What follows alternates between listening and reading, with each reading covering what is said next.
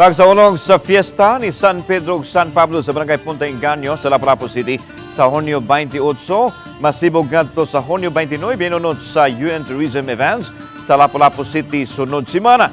Kinang usa sa nasabutan nato sa ipatawag at tigom ni Mayor Jonard Ahong Chan sa tanang mga barangay kapitan.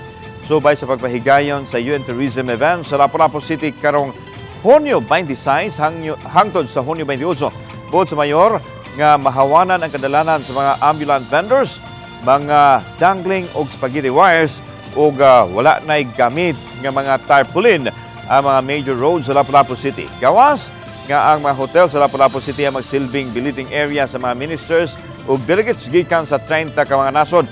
Sa Lapu-Lapu mismo ipahigayon ang main event sa Hunyo 28 diin giganakdang motambong usab si Presidente Bongbong Marcos Jr. May pasalig hinoon ang lokal nga kabahanan sa Dakbayan sa Lapu-Lapu nga mahantagan o kinabang ang mga apektadong ambulant vendors.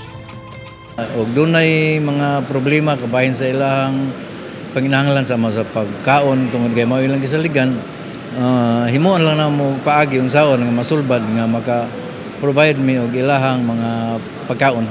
I already instructed the head of the CSWD to provide food, no? I provide them